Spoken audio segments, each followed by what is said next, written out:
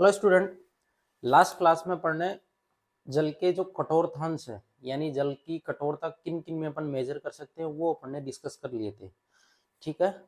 विष्णु ने कमेंट किया है कि गुरुजी आप किताब के वो भी करवाओ सवाल। तो विष्णु के अंदर पढ़ने की इच्छा जागृत हो रही है, तो मैं एक और क्वेश्चन बचा हुआ है उसका वो भी करवा देता हूँ मैं, है ना।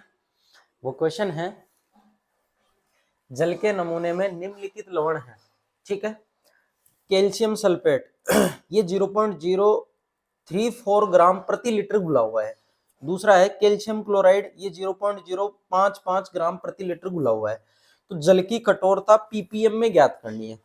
याद करो, पीपीएम का मतलब क्या होता है, 10 की पावर 6 भाग में कितना लवण घुला हुआ है जो कैल्शियम कार्बोनेट के समतुल्य हो, वो अपन को निकालना है। यानी 10 की पावर 6 भाग में ये कितने में दे रखा है, ये 1000 ml या 1 लीटर में दे रखा है। तो अपन पहले इसको इस तरीके से सोल्व करते हैं। देखो इधर इधर सिंपल है बिल्कुल, कुछ भी नहीं है इसमें। देखो फर्स्ट की बात करते हैं, सोल्व। देखो 0.034 ये ग्राम प्रति लीटर में दे रखा है। इसको मैं ऐसे बोल सकता हूं कि 1000 ml में 1 लीटर, 1000 ml का मतलब 1 लीटर, 0.034 ग्राम क्या घुला हुआ है, कैल्शियम सल्फेट। बोल सकते हैं ऐसा, सिंपल है। तो 1 ml में कितना घुलेगा, तो 0.034 डिवाइडेड बाय 1000, इतना ग्राम कैल्शियम सल्फेट घुला होगा। तो अपन को पीपीएम में चाहिए, तो पीपीएम का मतलब क्या होता है, 10 की पावर 6। तो मैं यहां बोल दूं 10 की पावर 6 यानी ये हो गया 6 इकाई दाई सैकड़ा हजार हजार लाख 10 लाख। ठीक है। एमएल में कितना ग्राम गुलेगा, तो मल्टीप्लाई करो। भाई एक का पता चल गया तो कितने का भी निकाल सकते हो, मल्टीप्लाई कर दो। 0.034 इंटू यही होगा,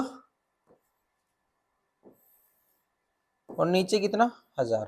तो देखो 3 जीरो से ये 3 जीरो कैंसिल आउट हो गया, यहां 1000 बचा। जब 1000 को आप इससे मल्टीप्लाई करोगे ये आएगा 34 ग्राम कैल्शियम सल्फेट। तो देखो यहां तक किसी को कोई डाउट नहीं होना चाहिए, बिल्कुल सिंपल है। देखो वो 1000 ml में दे रखा था, मैंने 1000 ml से 10 की पावर 6 ml, मैंने बोला ना भाग को आप जिस भी डाटा में लेोगे उसके अकॉर्डिंग सेट कर लोगे। अगर ये केजी में दे रखा होता तो केजी के अकॉर्डिंग सेट कर लेते, ग्राम में दे रखा हो तो ग्राम के अकॉर्डिंग सेट कर लेते। अब एमएल में अपन को डाटा चाहिए, तो क्योंकि एमएल प्रति इसमें दे रखा है ना, ये भाग दे रखा है किसमें, प्रति लीटर में, तो इसको एमएल में कन्वर्ट कर लेते हैं अपन। तो एमएल में आप ले रहे हो तो ये एमएल बन जाएगा। ठीक है। तो आप ऐसे सिंपल कर सकते हो, यानी 10 की पावर 6 भाग में कितना कैल्शियम सल्फेट घुला हुआ वो निकल के आएगा 34 ग्राम। यहां तक कोई डाउट नहीं होना चाहिए। ठीक है। अब मैं नेक्स्ट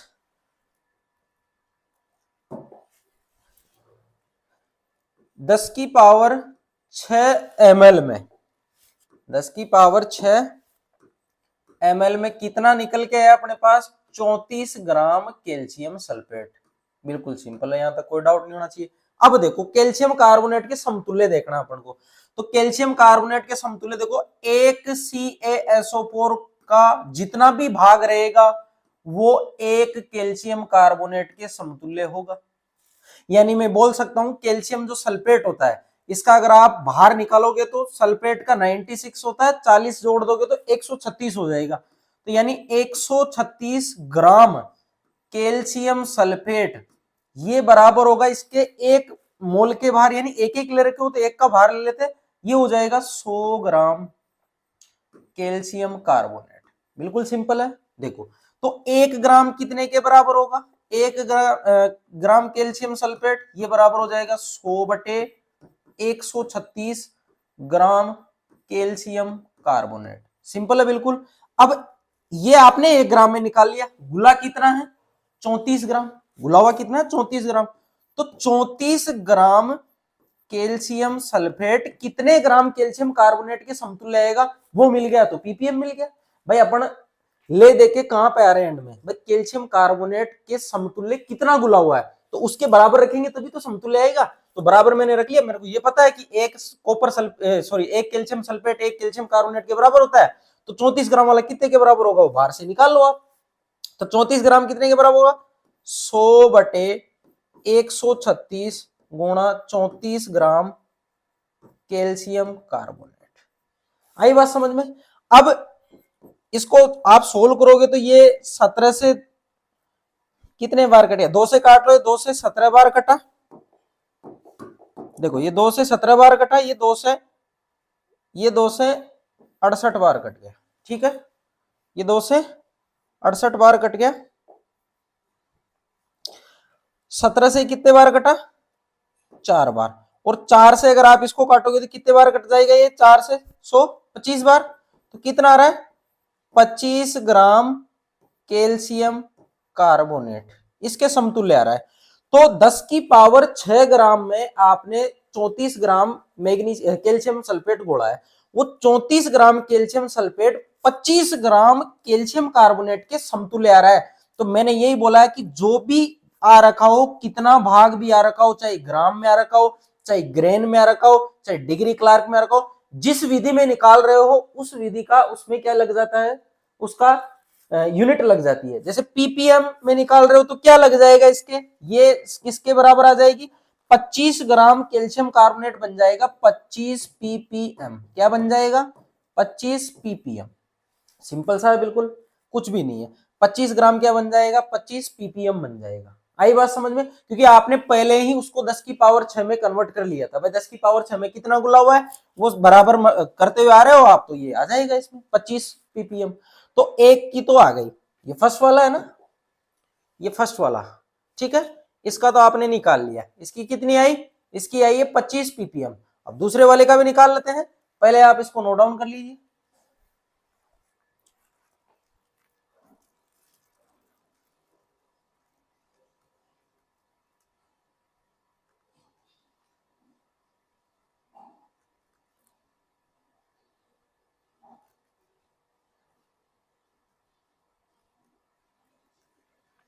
देखो दूसरे वाले का सोल्व करते हैं, सिंपल है बिल्कुल, सेम ऐसे ही।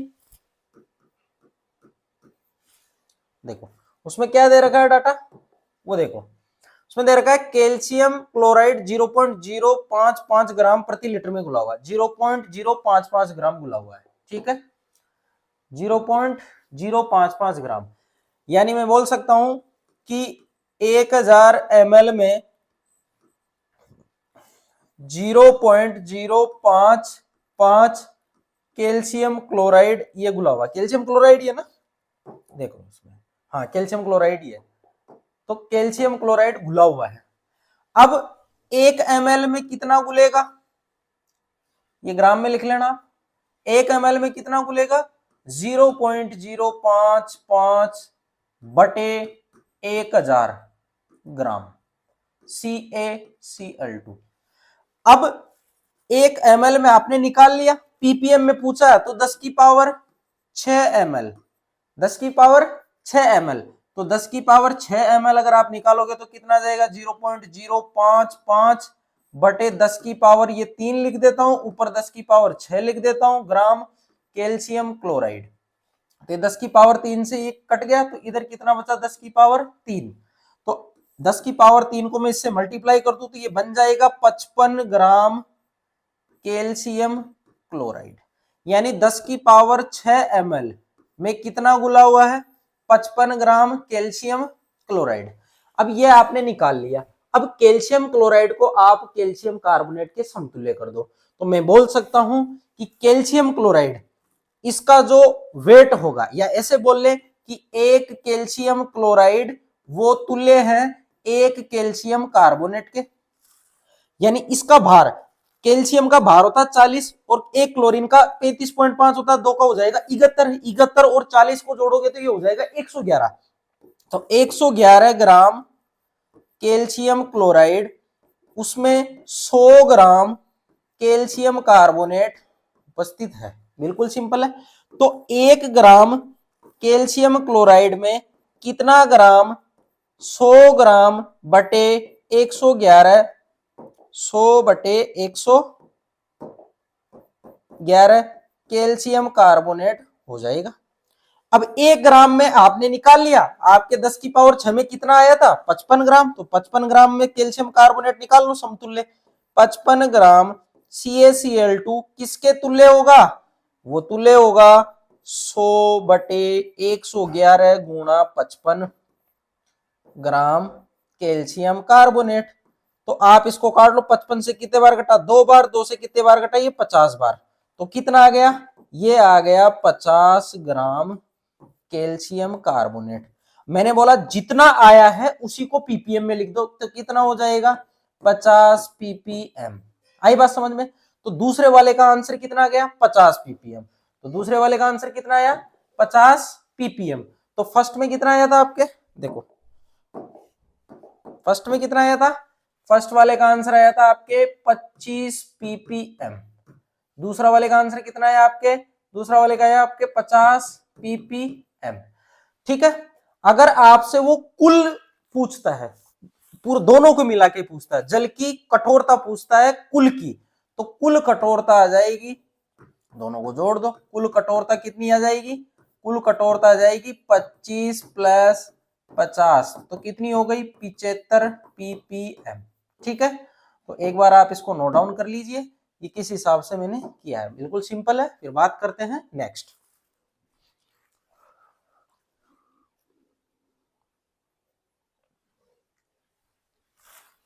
ठीक है। तो ये मैंने तीनों के तीनों क्वेश्चन इसके करवा दिए हैं, बिल्कुल सिंपल थे, कुछ भी नहीं है इसमें।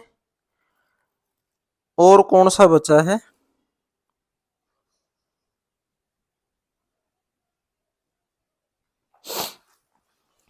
एक और है जब इसमें क्वेश्चन आपके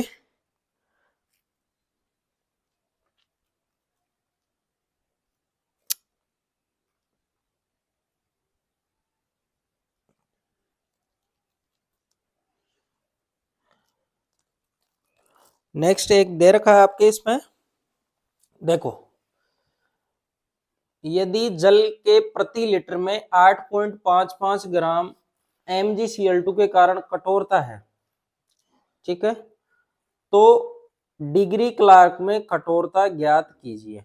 डिग्री क्लार्क में अपन को कठोरता ज्ञात करनी है, और डिग्री क्लार्क में कठोरता ज्ञात करनी है तो बिल्कुल सिंपल है। आप किस में निकाल लोगे, पहले आप निकाल लोगे पहले इसको, जैसे यहाँ पे पीपीएम में निकाला था, पीपीएम में कैसे निकाला अपन ने, 10 की पावर 6 के बराबर किया था कि 10 की पावर 6 में कितना गुलेगा, क्योंकि पीपीएम का मतलब ही होता है। तो यहाँ पे अगर आप क्लार्क में निकालोगे तो यहाँ पर बात करते हैं गैलन की या ग्रेन की, तो मैंने बोला एक गैलन में 70,000 ग्रेन होता है, तो 70,000 भाग में आप निकाल लो इसको। ठीक है, तो मैं सोल्व करवा देता हूं इसको। देखो क्वेश्चन है सिंपल है, बिल्कुल कुछ भी नहीं है। जल के प्रति लीटर में 8.55 ग्राम MgCl2 के कारण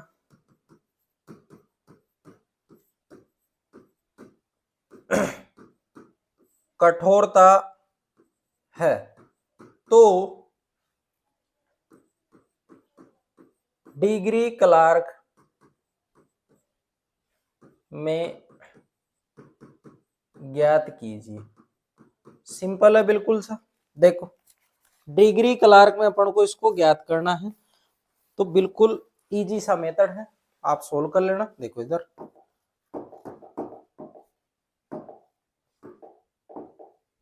देखो, उसने पूछा है 8.55 ग्राम कितने में गुला हुआ है, वो गुला हुआ है प्रति लीटर में। तो मैं ऐसे बोल सकता हूं कि 1000 ml में कितना गुला हुआ है, 1000 ml में गुला हुआ 8.55 ग्राम MgCl2, यही गुला हुआ है। तो 1 ml में कितना होगा 8.55 बटे के 1000 ग्राम MgCl2। ठीक है। अब उसने पूछा डिग्री क्लार्क में, तो आपको पता है डिग्री क्लार्क का मतलब क्या होता है, 70,000 ग्रेन के अंदर कितना घुला हुआ है, वही डिग्री क्लार्क होता है। तो मैं यहां बोल सकता हूं 70,000 ml में कितना घुलेगा, 8.55 बटे ये इंटू 70,000 ग्राम MgCl2। तो आप इसको काटोगे तो ये कितना हो जाएगा, ये कट गया तो ये कितना आएगा 8.55 गुणा 70 ग्राम MgCl2। ठीक है, इतना आ जाएगा। ये आ गया आपका 1 गैलन में, कितने में, 1 गैलन में, या 70,000 भाग में। अब ऑलरेडी आपने इसको डिग्री क्लार्क वाले डाटा में कन्वर्ट कर लिया। अब आपको पता है कि 1 MgCl2 ये बराबर होता है 1 कैल्शियम कार्बोनेट के। सिंपल है। तो 1 MgCl2 का मतलब होता है 95 ग्राम MgCl2। ये बराबर होता है किसके, 100 ग्राम कैल्शियम कार्बोनेट के। बिल्कुल सिंपल है। तो 1 ग्राम MgCl2 किसके तुल्य हो जाएगा, मैं इधर लिख देता हूं, इधर साइड में। तो 1 ग्राम किसके तुल्य हो जाएगा, देखो 1 ग्राम तुल्य हो गया 100 बटे 95 ग्राम कैल्शियम कार्बोनेट। ठीक है। अब उसने कितने ग्राम में पूछा है, उसने पूछा है आपसे इतने ग्राम में, ये इतने ग्राम में। ठीक है, तो इतने ग्राम में पूछा तो मल्टीप्लाई कर दो। तो कुछ नहीं करना आपको, 8.55 गुणा 70 गुणा 100 बटे 95। ठीक है, इसको सोल्व कर लेना। जो भी डाटा आएगा वो आपका आएगा डिग्री क्लार्क में। किस में आएगा, डिग्री क्लार्क में। ठीक है, जो भी आएगा। अब वो कितना आ रहा है आप कैलकुलेट कर लेना, इसको काट लेना। ठीक है, 5 से कितने बार कटेगा, 20 बार। और 5 से कितने बार कटेगा, 19। ठीक है, और हाँ 19 बार कटेगा। ठीक है, तो आप इसको और सोल्व कर लेना। मैं आंसर लिख देता हूं इसमें, आपके इसमें दे रखा है बुक में। इसमें आंसर है 630 डिग्री क्लार्क, है ना, 630 डिग्री क्लार्क। आप घर पे सोल्व कर लेना इसको, यही आएगा। ठीक ना, काट पीट लेना, 630 डिग्री क्लार्क आएगा। तो ये मेथड था इसको सोल्व करने का। तो मैंने तुम्हारे बुक के सारे क्वेश्चन करवा दिए, बिल्कुल इजी है, सिंपल है, इसमें कुछ भी नहीं है। इसको नोट डाउन कर लीजिए। फिर बात करते हैं अपन कठोरता दूर करने की विधियां।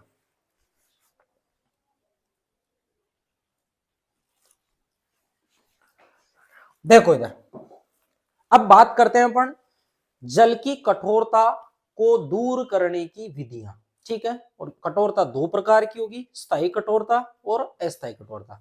ठीक है, तो पहले मैं यहां पे जल की कठोरता के बारे में बता देता हूं। जल की कठोरता, ठीक है, तो जल की कठोरता दो प्रकार की होती है। ठीक है, दो प्रकार की कौन कौन सी होती है, जल की कठोरता होती है एक तो स्थायी कठोरता, मतलब परमानेंट हार्डनेस, और दूसरी होती है अस्थायी कठोरता। इसको बोलते हैं टेम्पोरेरी हार्डनेस। ठीक है, अब बात करते हैं कि स्थायी कठोरता और अस्थायी कठोरता क्या होती है। तो देखिए स्टूडेंट, मैंने आपको जल की कठोरता बताई थी, कठोरता सल्फेट, क्लोराइड और बाइकार्बोनेट के कारण होती है। तो इनमें ध्यान रखना, जो स्थायी कठोरता होती है कैल्शियम व मैग्नीशियम के क्लोराइड व सल्फेट के कारण होती है, सल्फेट के कारण होती है। अगर आपसे एग्जाम में पूछे कि स्थायी कठोरता किसे कहते हैं, तो जल में उपस्थित कैल्शियम व मैग्नीशियम के क्लोराइड व सल्फेट स्थायी कठोरता का कारण होते हैं। यानी कैल्शियम और मैग्नीशियम के क्लोराइड व सल्फेट के कारण जल में उपस्थित कठोरता ही क्या होगी? स्थायी कठोरता होगी। अस्थायी कठोरता क्या होती है? जल में उपस्थित कैल्शियम व मैग्नीशियम के बाइकार्बोनेट के कारण कठोरता अस्थायी कठोरता कहलाती है। ठीक है, अब बात करते हैं इनको दूर करने की विधियां। पहले आप इनको ऐसा कैसा उतार लो, फिर मैं इनको दूर करने की विधियां बताता हूं। यहां से आपके एक क्वेश्चन एग्जाम में पक्का आएगा, एक क्वेश्चन पक्का आएगा एबीसीडी वाला। ठीक है, या तो पूछेगा स्थायी कठोरता, स्थायी कठोरता किसके कारण होती है, या पूछेगा स्थायी कठोरता, स्थायी कठोरता को दूर करने की विधि कौन सी है। एक तो ये पूछेगा, एक बड़ा क्वेश्चन आएगा। तो एक बार इसको उतार लो, फिर मैं इनकी विधियां भी लिख देता हूं।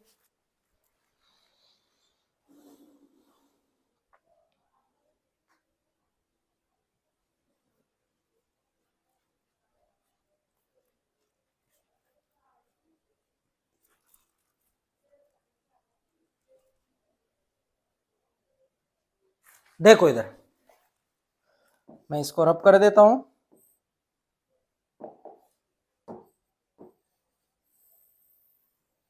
फिर मैं यहां विधियां लिख देता हूं, क्योंकि डायरेक्ट आपके एग्जाम में एक तो क्वेश्चन यहीं से आता है।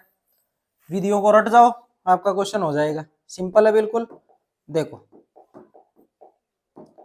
स्थायी कठोरता और अस्थायी, सबसे पहले बात करते हैं अपन अस्थायी कठोरता की। तो इसकी एक विधि है उबालना, उबालना या बॉइलिंग, इससे आप दूर कर देते हो। दूसरी विधि है इसकी क्लार्क, क्लार्क विधि। ठीक है, इस विधि में अपन क्या करते हैं, कैल्शियम हाइड्रोक्साइड चूने का प्रयोग करते हैं, जिससे बाइकार्बोनेट की अशुद्धि दूर हो जाती है इसमें। ठीक है, हार्डनेस उसकी दूर हो जाती है। इसमें दो मेथड है। ठीक है, तो आपसे एग्जाम में पूछ सकता है निम्न में से कौन सी अस्थायी कठोरता को दूर करने की विधि है। तो तीन तो दे देगा स्थायी की, एक दे देगा ये, तो इस पे आपको टिक कर देना। दूसरी बात करते हैं अपन स्थायी कठोरता की। तो स्थायी कठोरता को दूर करने की विधियां हैं सोडा लाइम विधि। ठीक है, सोडा लाइम विधि। तो सोडा लाइम विधि के अंदर सोडा अपन कौन सा यूज करते हैं, वॉशिंग सोडा। वॉशिंग सोडा कौन सा होता है, Na2CO3। और लाइम कौन सा, CaOH का ऑल्टोइज। इसको लाइम बोलते हैं, इसको सोडा बोलते हैं, इसलिए इस विधि को क्या बोलते हैं, सोडा लाइम विधि। इनको अपन इसमें यूज में लेते हैं। पहली विधि तो ये हो गई। दूसरी विधि की बात करें तो दूसरी विधि कौन सी है, दूसरी है केल्गोन विधि। दूसरी विधि क्या है, केल्गोन विधि।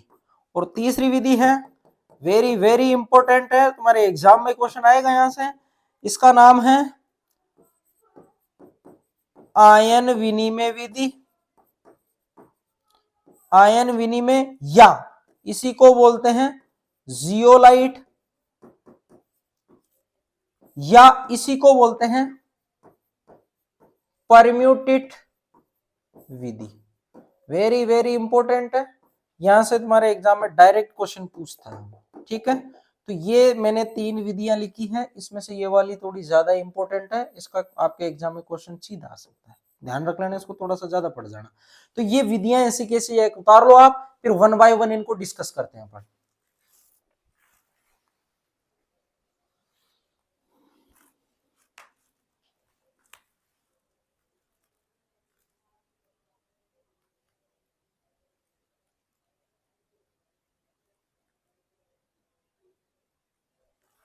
देखो इधर सबसे पहले है अस्थायी कठोरता। इसको दूर करने की विधि पढ़ रहे हैं अपन। सबसे पहली विधि है उबालना या बॉइलिंग। ठीक है, तो देखो अस्थायी कठोरता किसके कारण, कैल्शियम मैग्नीशियम के बाइकार्बोनेट के कारण। तो इसमें क्या करेंगे, जैसे अपन जल को उबालेंगे तो कैल्शियम जो बाइकार्बोनेट होता है वो कैल्शियम कार्बोनेट में प्रेसिपिटेट या अवक्षेपित हो जाता है, और ये जो मैग्नीशियम बाइकार्बोनेट होता है ये मैग्नीशियम हाइड्रोक्साइड में प्रेसिपिटेट हो जाता है। तो बिल्कुल सिंपल है। तो देखो इस विधि में कैल्शियम बाइकार्बोनेट या कैल्शियम हाइड्रोजन कार्बोनेट व मैग्नीशियम हाइड्रोजन कार्बोनेट या बाइकार्बोनेट युक्त जल को यदि उबाला जाता है तो यह बाइकार्बोनेट क्रमशः कैल्शियम कार्बोनेट व मैग्नीशियम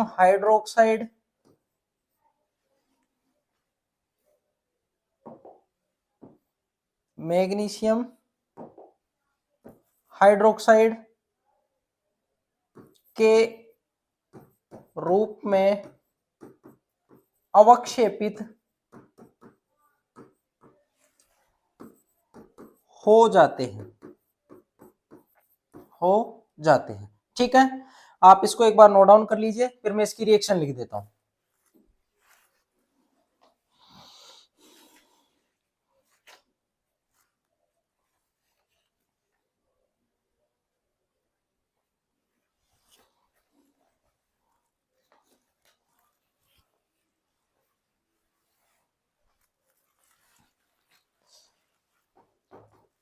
देखो इधर रिएक्शन की बात करें, कैल्शियम बाइकार्बोनेट, जब आप इसको क्या करोगे, गर्म करोगे, इस डेल्टा का मतलब होता है गर्म करना, इसका मतलब क्या होता है गर्म। ये कठोर जल में है, किसमें है, कठोर जल। ठीक है, जैसे ही आप कठोर जल को गर्म करिए, कठोर जल में उपस्थित है, तो ये कन्वर्ट हो जाता है कैल्शियम कार्बोनेट के अवक्षेप में। ऐसा नीचे तीर का मतलब होता है अवक्षेप, इसका मतलब क्या होता है अवक्षेप। और अवक्षेप अगर जम गया तो मतलब वो जल में घुलनशील नहीं है, और इसके अंदर क्या बन जाएगा, इसमें बन जाएगा CO2 प्लस H2O, यही बनेगा, बिल्कुल यही बनेगा, CO2 प्लस H2O।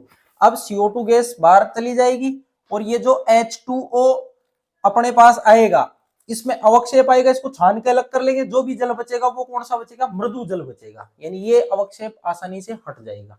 आई बात समझे, अवक्षेप है ना, घुलता नहीं है। ऐसे ही दूसरा है मैग्नीशियम बाइकार्बोनेट, इसको जब गर्म किया जाता है तो ये कन्वर्ट हो जाता है किसमें, ये कन्वर्ट होता है मैग्नीशियम हाइड्रोक्साइड इसमें। ठीक है, मैग्नीशियम हाइड्रोक्साइड में जाएगा और साथ में CO2 के 2 मॉलिक्यूल बाहर निकल जाएंगे, ये आपको मिल जाएगा। ठीक है ना, बैलेंस है, इक्वेशन देख लेना एक बार, बैलेंस ही हो रखी है।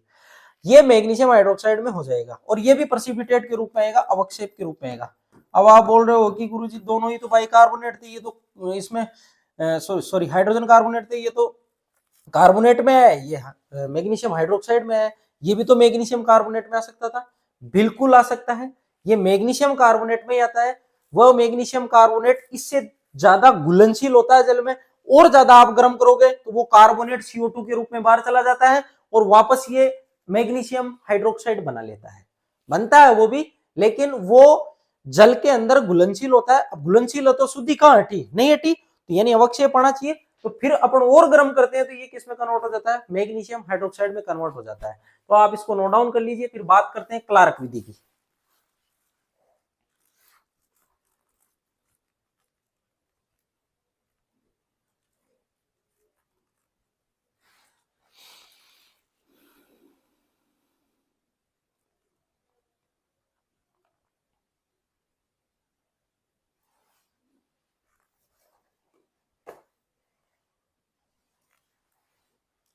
नेक्स्ट है क्लार्क विधि, सेकेंड क्लार्क विधि। ठीक है, इंपॉर्टेंट है, इसमें लिख लीजिए, इस विधि में कैल्शियम हाइड्रोजन कार्बोनेट व मैग्नीशियम हाइड्रोजन कार्बोनेट की कठोरता को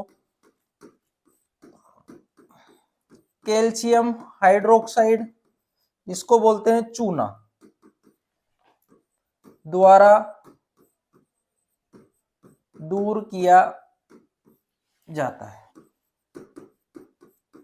जो निम्न प्रकार है। ठीक है, रिएक्शन है इसकी, सिंपल सी रिएक्शन है, तो एक बार रिएक्शन देख लीजिए आप। देखो, कैल्शियम हाइड्रोजन कार्बोनेट HCO3 का होल ट्वाइस, इसको आप कैल्शियम हाइड्रोक्साइड के साथ रिएक्शन करवाओगे तो ये कैल्शियम कार्बोनेट में कन्वर्ट हो जाएगा, CaCO3 में कन्वर्ट हो गया। ठीक है, और इसके दो मॉलिक्यूल मिलते हैं आपको कैल्शियम कार्बोनेट के, और साथ में दो H2O ये मॉलिक्यूल बन जाएंगे। ठीक है, तो ये रिएक्शन होती है किसके साथ, कैल्शियम हाइड्रोजन कार्बोनेट के साथ। तो आपको एक भाग कैल्शियम का हाइड्रोजन कार्बोनेट का लेना है, तो उसके लिए आपको एक भाग चूने की आवश्यकता होगी। ऐसा एग्जाम में डायरेक्ट भी पूछ सकता है। इसमें ऐसा पूछ सकता है कि जब क्लार्क विधि में कैल्शियम बाइकार्बोनेट को आप इसमें कठोरता को दूर करते हो तो कितने भाग कैल्शियम कार्बोनेट का बनता है, तो इसमें बनता है 2 भाग कैल्शियम कार्बोनेट का, 2 भाग बनता है।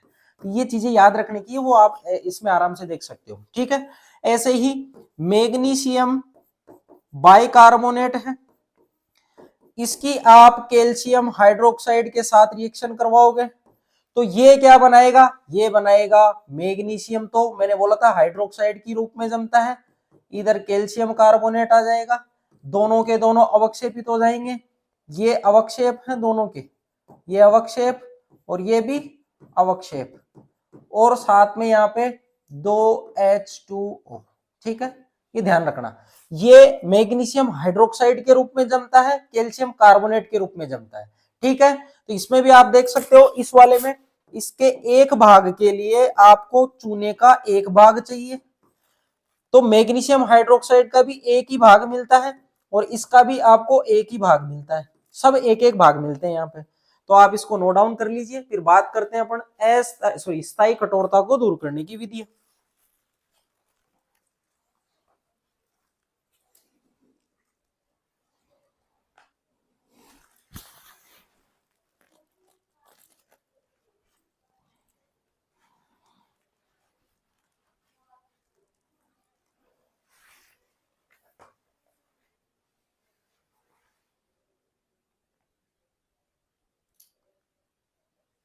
इसको बैलेंस कर लेना एक बार, इस रिएक्शन को, कुछ ऊपर नीचे हो रहा हो तो देख लेना। ठीक है ना, कार्बोनेट की कार्बन कितने इधर, 2 हैं। हाँ हाँ हाँ हाँ, गड़बड़ है ना, इसको बैलेंस करना। देखो, एक सेकंड, बैलेंस करोगे तो ये एक भाग नहीं आएगा। ठीक है ना, देखो मैं यहाँ इसको इधर ये प्लस, ये कैल्शियम, देखो कैल्शियम इधर 2 कार्बन है तो बैलेंस करोगे तो आप उधर 2 लगाना पड़ेगा आपको, और अगर 2 कार्बोनेट लगाते हो तो फिर कैल्शियम भी 2 लेना पड़ेगा। सही है, 2 लगेगा इसमें ना, इसका 2 भाग आएगा और इसका भी 2 भाग। तभी मैं सोच रहा हूँ कार्बन कहाँ गया एक। ठीक है ना, यहाँ बैलेंस करना, क्योंकि इसके अंदर 2 कार्बन है, कार्बन बाहर 2 लगा हुआ ना, 2 कार्बन है, अपन ने यहाँ पे सिर्फ एक ही कार्बन लिखा था, तो 2 से मल्टीप्लाई करोगे तो कार्बन 2 जाएंगे। जैसे ही आपने 2 से मल्टीप्लाई किया तो कैल्शियम भी कितने हो गए, 2 हो गए, तो यहाँ 2 कैल्शियम लेना पड़ेगा, तो 2 भाग आएगा इसका, है ना। बस इतना सा करेक्शन कर लो। नेक्स्ट बात करते हैं अपन अब स्थायी कठोरता, दूसरी है स्थायी कठोरता। ठीक है, और स्थायी कठोरता में सबसे पहले पढ़ेंगे अपन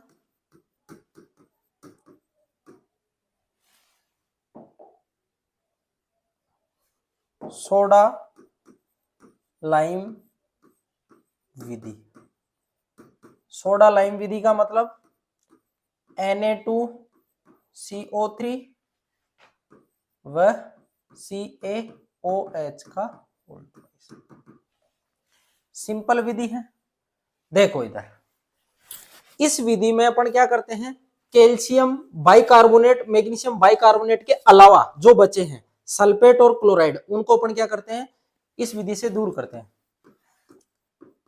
इस विधि में कैल्शियम व मैग्नीशियम के सल्फेट कोमा क्लोराइड को Na2CO3 व कैल्शियम हाइड्रोक्साइड के साथ अभिक्रिया करवाकर अवक्षेपित करवाते हैं, जो निम्न प्रकार है। इसको एक बार नोट डाउन करिए, फिर बात करते हैं रिएक्शन की।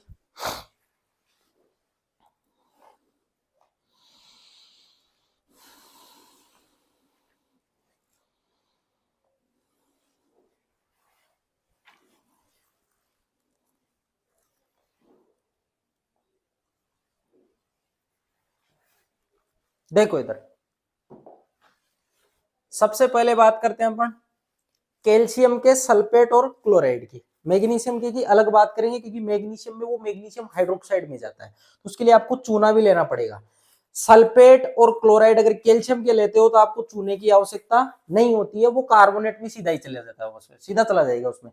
यहाँ पे अपन कैल्शियम हाइड्रोक्साइड साथ में लेते हैं किसके लिए, मैग्नीशियम के साल्टों के लिए। क्यों, क्योंकि मैग्नीशियम का कार्बोनेट जल में थोड़ा बहुत घुलनशील होता है, तो उसको अवॉइड करने के लिए अपन क्या लेते हैं, साथ में चूना भी लेते हैं, तो चूना उसको अवक्षेपित करवा देता है मैग्नीशियम हाइड्रोक्साइड की फॉर्म में।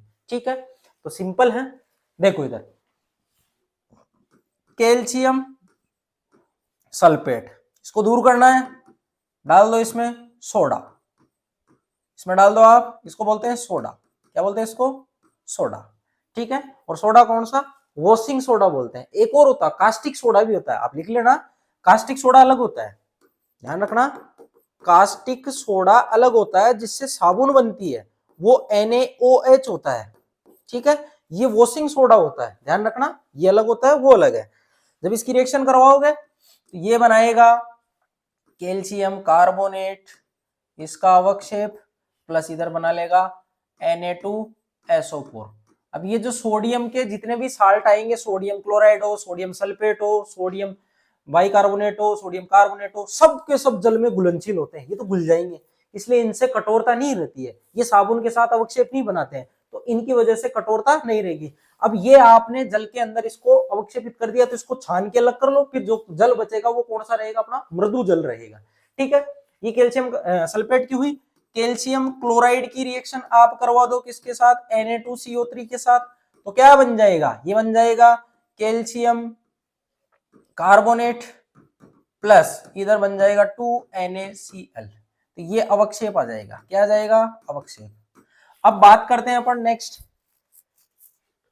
मैग्नीशियम वाले की। इसके तो कैल्शियम के सल्फेट और क्लोराइड ले लिए, मैग्नीशियम के आप सल्फेट को लेते हो तो आपको Na2CO3 लेना पड़ेगा, साथ में आपको कैल्शियम हाइड्रोक्साइड भी लेना पड़ेगा। क्यों, उसका कारण है, अगर आप इसको लेते हो तो ये इसके साथ मैग्नीशियम कार्बोनेट बना लेगा, जो जल के अंदर घुलनशील थोड़ा बहुत होता है, पूरा नहीं होता, उसकी घुलनशीलता कम होती है, लेकिन घुला रहेगा, पूरा नहीं निकलेगा।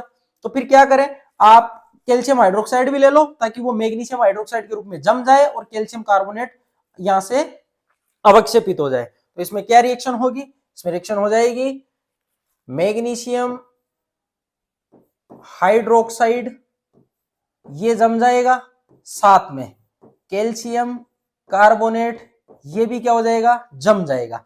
यानी दो का तो प्रेसिपिटेशन आ जाएगा, नीचे का मतलब इनका प्रेसिपिटेशन आ रखा, पीपीटी बन गई, पीपीटी बोलते हैं अवक्षेप को।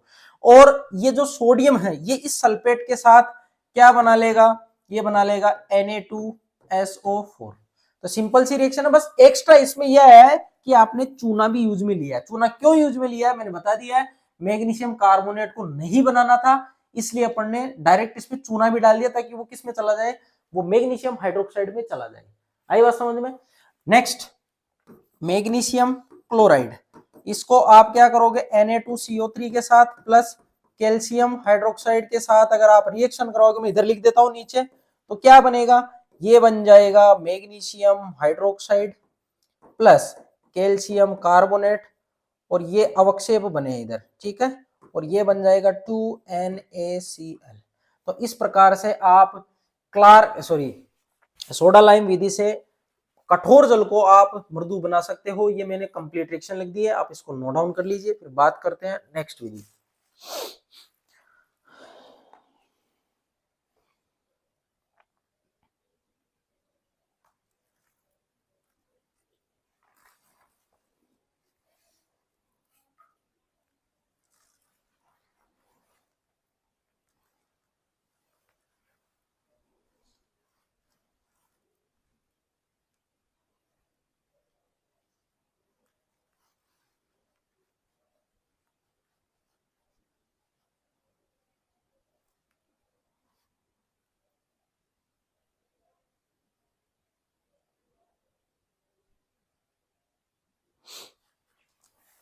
देखो इधर नेक्स्ट विधि है सेकंड केल्गोन विधि। अब केल्गोन किसे बोलते हैं, केल्गोन बोलते हैं Na6P6O18। इसको क्या बोलते हैं, इसको केल्गोन बोलते हैं। याद रखना, कई बार इसका नाम भी सीधा पूछ लेता है वो एग्जाम में, ठीक है। केल्गोन का फॉर्मूला क्या होता है, Na6P6O18। इस विधि के अंदर अपन क्या करते हैं, कैल्शियम जो सल्फेट होते हैं या मैग्नीशियम सल्फेट होते हैं या उनके क्लोराइड होते हैं, उनको यहां से अपन क्या करते हैं, पृथक करते हैं। और इसकी सिंपल रिएक्शन लिख लेना, पहले तो मैं लिख देता हूं। इस विधि में कैल्शियम व मैग्नीशियम के सल्फेट व क्लोराइड को निम्न प्रकार से पृथक करते हैं। वो कैसे, देखो इधर Na6P6O8, जैसे ही आप इसको वाटर में डालते हो तो ये दे देगा सोडियम आयन, तो ये बना लेगा देखो Na4P6O18, ये -2।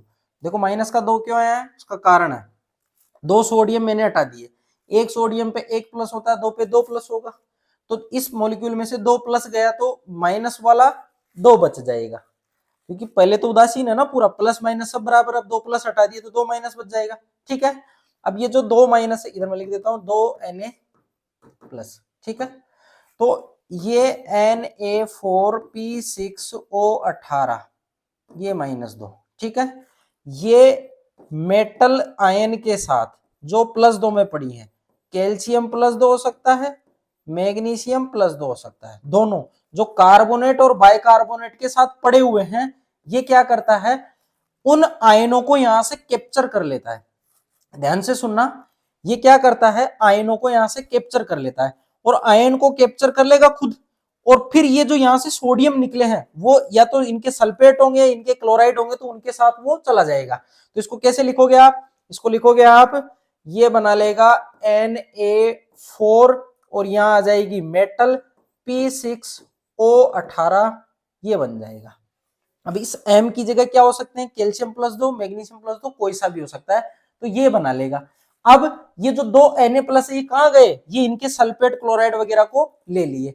तो आप इसको एक बार ऐसा कैसा उतारिए, फिर मैं एक एग्जांपल लेता हूं पर्टिकुलर साल्ट का, उससे आपको समझ में आ जाएगा।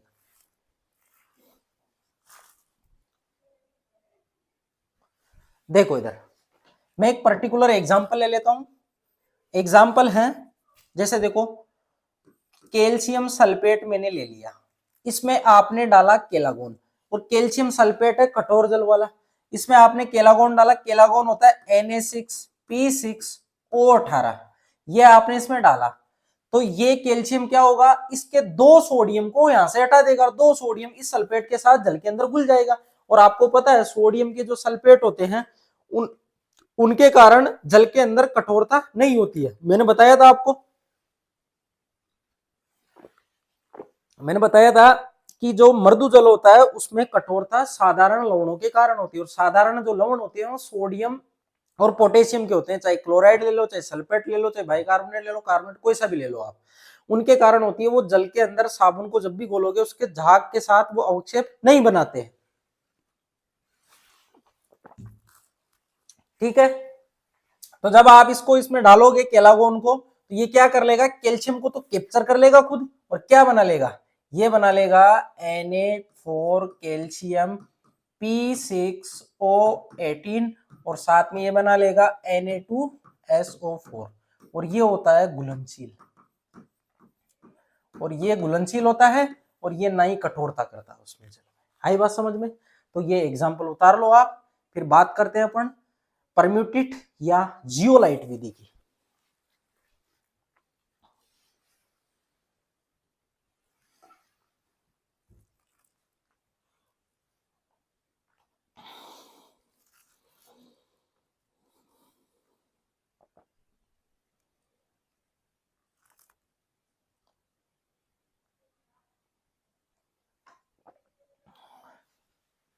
देखो इधर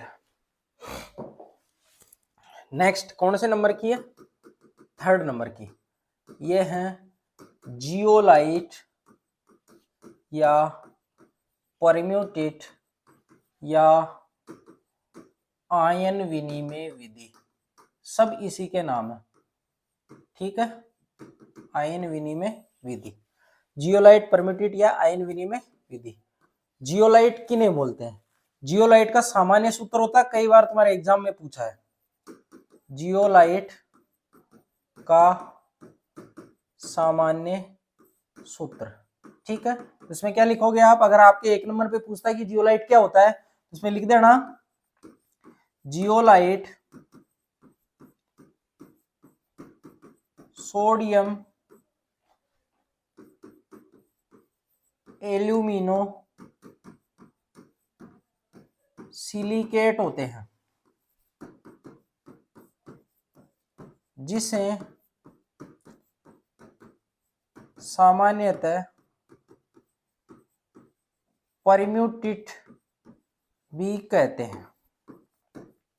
ठीक है, फॉर्मूला क्या होगा, NaAlSiO4.3H2O। ठीक है, ये होता है जियोलाइट का फॉर्मूला। ठीक है, ये क्या होता है, जियोलाइट का फॉर्मूला। इसको सामान्यतः NaZ से दर्शाते हैं।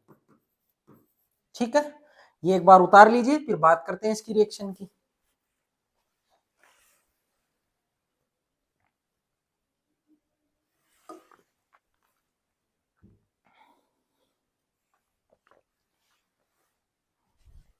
देखो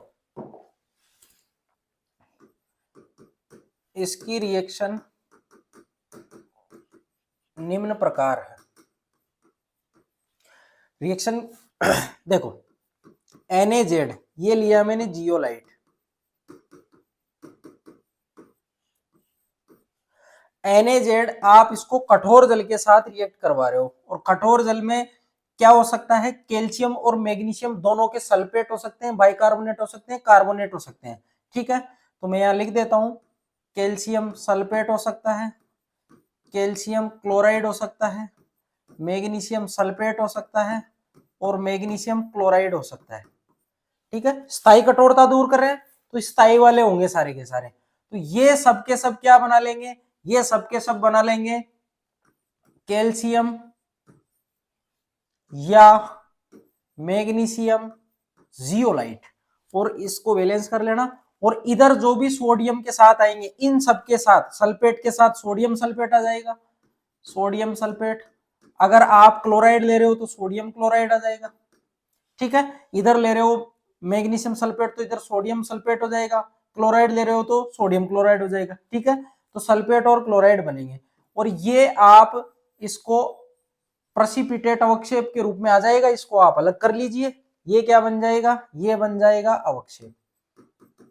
ठीक है, अवक्षेप बन जाएगा या जियोलाइट कैप्चर कर लेगा इनको, साइड में अपन इसको कर लेंगे, इसके साथ साइड में आ जाएगा। तो इसको फिर अपन क्या करते हैं, इसको जियोलाइट को वापस पुनः यूज करने के लिए यहां पे लिख देता हूं मैं, जियोलाइट को पुनः उपयोग हेतु 10% NaCl, जिसको बोलते हैं ब्राइन विलियन, इसको क्या बोलते हैं, ब्राइन विलियन। 10% NaCl का विलियन आप इसमें डाल दो तो ये वापस क्या बना लेता है, ये बना लेता है NaZ यानी जियोलाइट, जियोलाइट वापस बना लेगा, और साथ में कैल्शियम क्लोराइड या मैग्नीशियम क्लोराइड ये अवक्षेपित के रूप में जम जाएगा, और जियोलाइट को अपन यहां से पृथक कर लेंगे, और जियोलाइट को अपन क्या कर लेंगे, पुनः यूज, पुनः यूज। इसलिए ये विधि ज्यादा कारगर होती है जल को मृदु बनाने में। क्यों, क्योंकि यहाँ पे जो जियोलाइट बनता है उसको 10% NaCl के विलियन के साथ आप वापस अभिक्रिया करवा के क्या कर लेते हो, पुनः प्राप्त कर लेते हो, इसलिए आपका जियोलाइट खराब नहीं होता है, और इन सब सल्फेट या क्लोराइड के जो लवण होते हैं उनको ये पृथक करता रहता है। तो ये इसका एक एडवांटेज है, इसका एक ये इसकी आप खूबी बोल सकते हो कि जियोलाइट विधि की सबसे बढ़िया बात ही यही है कि जो जियोलाइट है उसको आप वापस यूज में ले लेते हो। आई बात समझ में, तो आप इसको नोट डाउन कर लीजिए, फिर बात करते हैं इसके कुछ पॉइंट और।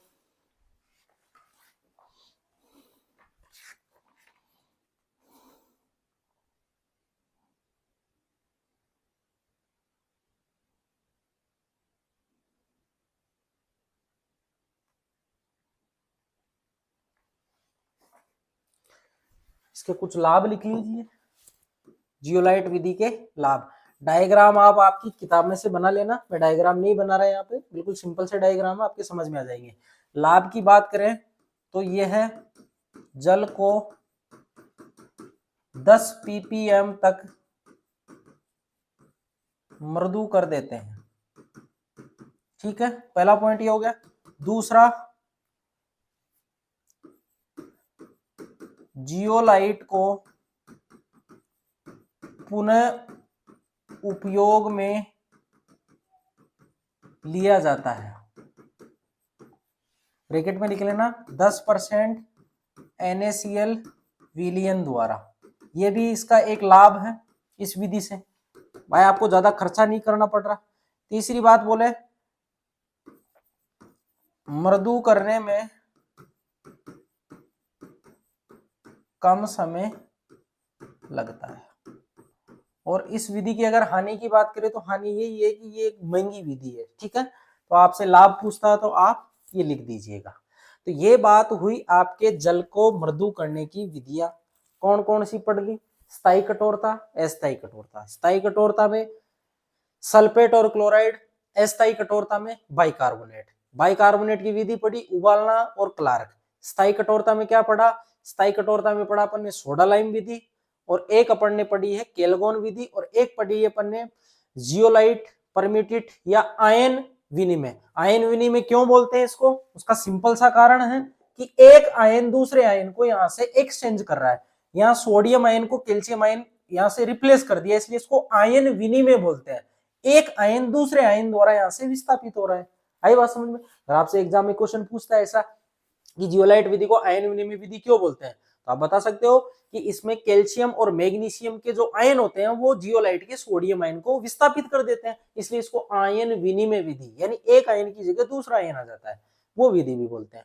तो सिंपल सी बात है, ये अपनी सारी की सारी विधियां अपन ने डिस्कस कर ली है। अब जो नेक्स्ट क्लास होगी उसमें अपन स्लेग या पपड़ी का बनना, ठीक है, स्लज का बनना, और उसके साथ साथ अपन आपके वाटर प्यूरिफिकेशन को भी कंप्लीट कर लेंगे। तो आपकी ये यूनिट कंप्लीट हो जाएगी। इससे 10 या 12 नंबर का मटेरियल आता है, तो पूरा आपको मैंने यहाँ पे डिस्कस कर देना है, जिससे आपका सारा काम हो जाएगा। ठीक है, तो आज के लिए इतना ही, बाकी बात करते हैं नेक्स्ट क्लास में।